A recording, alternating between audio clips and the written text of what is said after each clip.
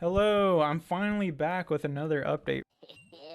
First off, I haven't really uploaded at all because the past few months I've been extremely busy and I've been coming off a really bad throat infection that I caught sometime in September of last year after getting my wisdom teeth removed.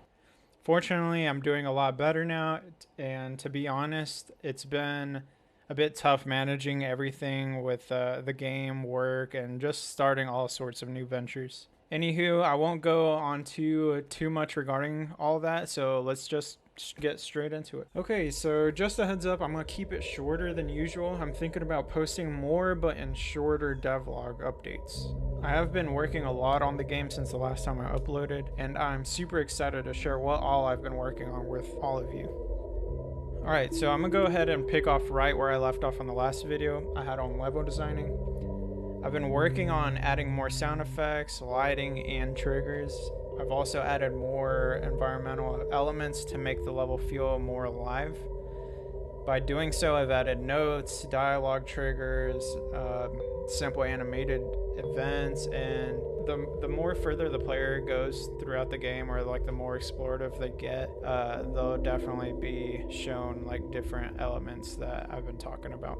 So for this specific video devlog though, I'm gonna focus on the start menu that I created for this game. So I believe the main menu is fairly important to set a certain mood as the players come into the game. I went in and basically downloaded a free simple astronaut helmet online, and I know the theme is being underwater, but hear me out. The astronaut helmet looked closest to Riley, even if she is pixelated. I then went ahead and removed all the textures and made it look plain. The helmet is a lit sprite using universal render pipeline, and the actual glass I created a simple dark material that basically gives it a low poly feel to it. So in Riley in the Abyss, I'm kind of cheating by coloring the enemies red using the same character model as Riley, and I wanted to use this to my advantage to kind of mix up the theme in the main menu. You can easily give the tone a darker twist by playing with the ambience, and so what I did was I added this eerie song I found online, and by the end of the song I ended up reversing it. So once it hits that halfway marker of the song, I have two lights revolving around the helmet, and the first one is yellow, obviously to symbolize the actual player, Riley. And then once the reverse starts to come in, I have it to where the red light starts circling around, and that basically plays with the theme of the enemies being red. So yeah, once the light comes by that's red, it gives the helmet that red color, and it makes it look like Riley is the enemy, although we're not for sure if that really is the case. And I know before I mentioned that everything in this game being used is completely free. I kind of lied. A while back during like Cyber Monday, I think, there was a massive sale in the Unity store, and I copped this feel asset.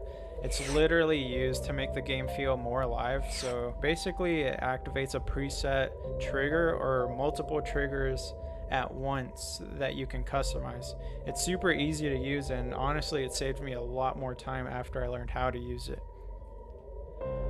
So I definitely recommend getting it if you want to add that extra oomph to your game. Anywho, using feel, I added a screen shake and I added a glitch sound effect whenever any button is pressed. Then it'll take you over to the very first scene. I also added extra sound effects and animations to the very first scene to try and give it that illusion that a nightmare is going on.